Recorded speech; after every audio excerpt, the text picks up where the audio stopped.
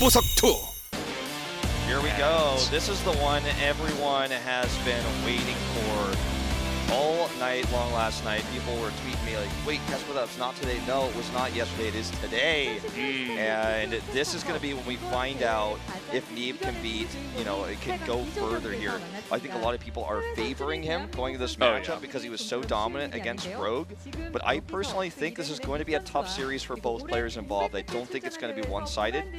I know you don't necessarily feel the same way. I don't know. I mean, Rogue definitely not necessarily playing his best game, but I feel like Pet himself, he played up against Hero, and Hero just did not look like the same player, right? So it's kind of interesting because both these... Oh, I'm sorry. I almost fell out of my chair. Both of these players, they played against the opposite races that they have to play against right now, but the players that they played are not necessarily in their best form. So now they're going to be playing against each other, who are both very much so practicing very hard for this one. But at the same time, I don't know. Pet, he showed some interesting prepared builds against Hero, and Hero just kind of fell over and died. Whereas Neeb, I feel like he's going to be a lot more solid than Hero here. I think so too. Is so good in the PvZ matchup, rather. I would really like to see some more of Pet's heavy lane aggression. We saw it in the ZVP, we saw it in the ZVZ. He's very aggressive of a Zerg player right now, and how many links he makes and how Neeb will have to transition against that will be pretty tough because Pet plays an almost opposite style to Rogue. Rogue was too greedy, and he got punished for that many times against Neeb, whereas Pet, I think, is going to shut down Neeb's adept aggression. He may have to change up his builds here, and there's so much out there for Pet to study from foreign tournaments, but also the matches against Rogue as well.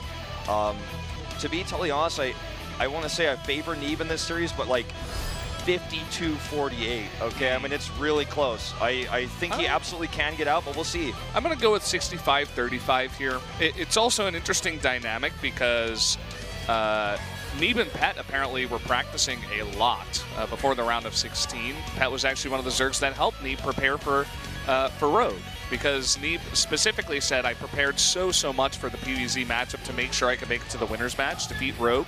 But guys, we're going to jump into game number 1 now on Frozen Temple for Neeb versus Pet.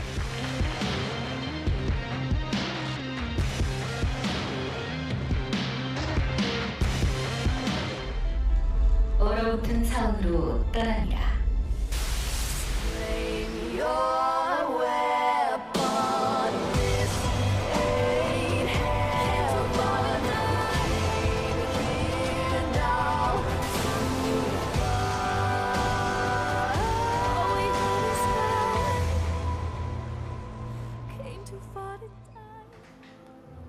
Here we are on map number 1 for this PvZ best of 5. Up in the top left, the purple Protoss, it is Neeb. Neeb. Down here at the bottom right, in green, his opponent, an underdog in his group, but also advanced, it is Pet. Had to go all the way to that final game versus True, a former Code S player who's now technically, in terms of WCS standings, an American, but in this tournament is still very much Korean. Did get defeated just narrowly there. I mean, it was on the razor's edge, very close ZVZ. I highly recommend that series if you're into ZVZ. But we're going to see 2-gate adepts here out of Neeb. Not a shocker. He does do this build pretty often. Adepts are basically his bread and butter unit. I mean, he's known for his adept play. Even if you know what's coming, though, his control is so good, his splits are good, his transitions, his ability to freestyle DT play into the mix as well. It's really cool. He took this unit that was once pretty much overpowered and is still now very strong. People, silver, gold, everybody, up to the Grandmaster, everybody complains about it at some point or another because used in the right hands, they become so powerful. And Neeb kind of identified that early on. And he's like, oh, I'm just going to make this unit my own. I'm just going to figure out all these different builds and perfect my control with this unit so that I can be the best Protoss player that I can be. Yeah. And it's really beautiful to see.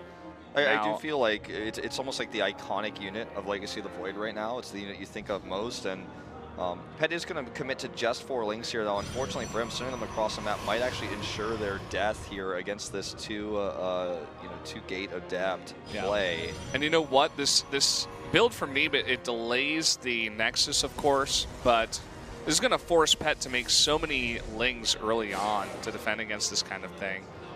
especially if these Lings do get caught out here, especially with speed not nearly done. Do have it about 2/3 of the way. He reacted very quickly though, so saves most of his Lings, it looks like. Let's not forget though, there's an Evolution Chamber coming up, so he's going to be going into drops after this. And as I say, most Lings survive. Looks like he is going to eliminate the majority of them. One does escape and actually goes back for a follow-up scout to see if more Adepts are coming. He's already transitioning into attack speed. This Shade In will get punished a little bit by these Lings, but he kites back. Very impressive control here in reaction time by Neeb. And he's going to at least show a Shade here. I don't think he'll actually commit to it necessarily. He knows what he's doing. He comes in, he knows that, probably 4 more Lings on the way. And the second he shades, he forces a bunch more Lings. And even if these Adepts go down, they've already gotten so much damage done early on. They don't even go down. They get more Lings and shade back. And now with the follow-up here, it looks like he's going to go 2 more gates. And he does have that Twilight Council here. So no doubt the Resonating Glaives. This is Neeb after all. And in fact, that is not 2 more gates. It's a gate in a robotics facility. Yeah, gate and a robo. Doesn't even matter that the weakened Adept is at the front here. Obviously, he'd like to switch that if he can, but even if he fights the weak one, okay, he's going to switch it now. If he fights the weak one, it's not going to be a good fight for those Lings. Glaives are so powerful here. Now, the Evolution Chamber normally this early is used for drop play, as I was mentioning before, but in this case, it's going to be for a very fast +1. Looks like he wants to counter these Adepts with Speedlings and also wants to be able to counterattack, kill the third base a lot faster. It's Pet style. We saw it against Hero, and we're seeing it again here already against Neeb, even further so with the commitment to +1. Lings kind of watching those shades, knowing they weren't going to complete. The next round of Warpins could allow Neeb to move across the map and attack. He has the ability to make a Prism as well. Once he has the attack speed upgrade, he's going to be so much more powerful. Alternatively, he can just use these Adepts to take a third base.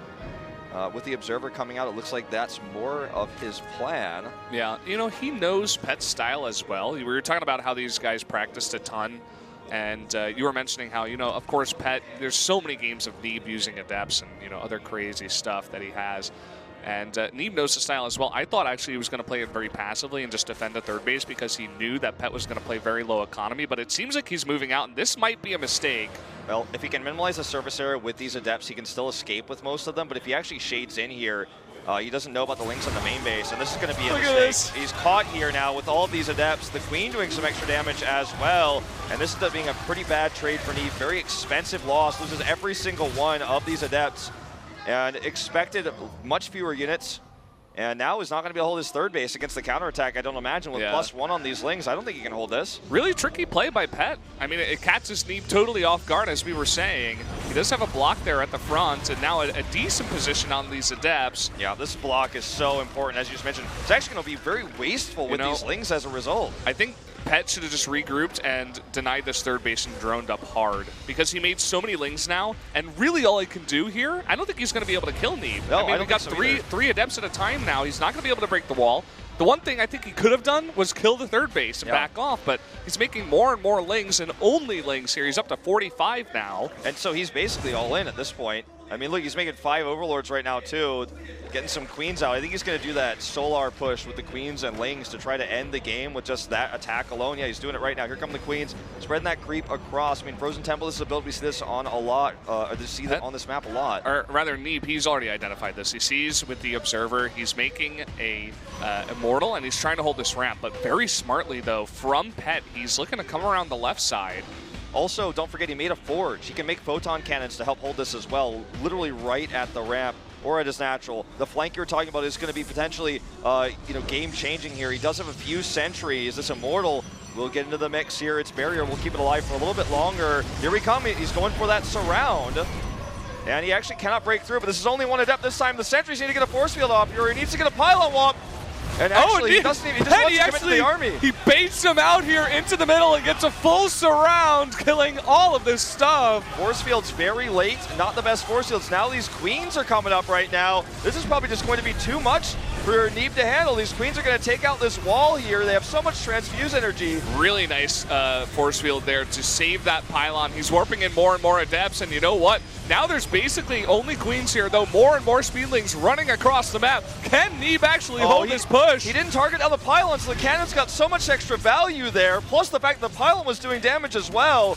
This is not going to be a holdable position anymore, though. He needs to cancel these. These units are trapped outside his base. He does have that Mothership Core in safe position here against these Queens. He cannot lose that. It's so essential in holding this push. Another overcharge goes off from the right side here. But these Lings are Adepts trickling in. The Adepts are getting such good trades against all of those Lings, and now the slow Queens are slowly being picked off. He's out of Larva. He doesn't have Queens at home. He has no Larva left. He has 600 mils he can't spend. He's making Banelings here. So desperate. We already saw how good Neeb's Baneling target fire is, though. We're going to see it here again. He's on 33 drones economy. Here's the split. Look at the split. The Banelings are hitting one Adept at a time. That's not going to be what you want here as the Zerg. And Neeb holds with flying colors. Surprisingly, now the drone counts, worker counts are 61 to 33 as Pet on very low tech is going to be struggling to find any more damage in this game.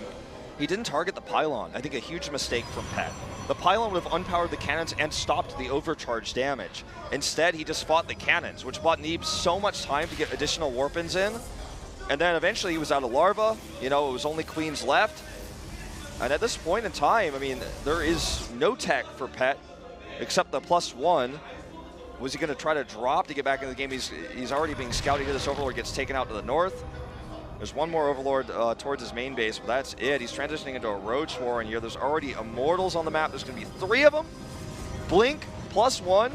Neeb is in a fantastic position after this hold. Pet is in so much trouble. Yeah, it was looking so dire for Neeb there, especially when Pet baited him into the middle and got the full surround with his +1 Lings. And even though the force fields were decent, you know, he lost everything that he had there, and it was only the slow warp-ins and the slow, you know, just the making of the Immortals here, coming out of that robotics to just barely hold on. And that one force field to keep the pylon alive against the Lings, I think that's really what diverted Pet's attention. He's like, oh, he's got that force field that I can't fight it with my army.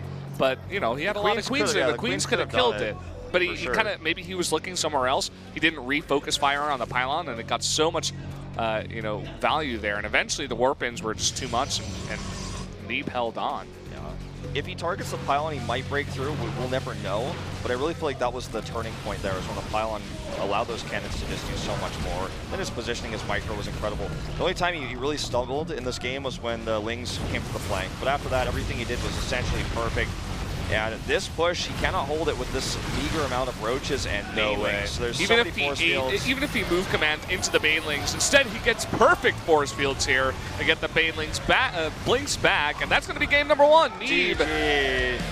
What a cute little corrosive bile in that force field too. Like the force field like breaks as he has no units left. Yeah, breaks the back of Pet as well. That is game over. Neeb.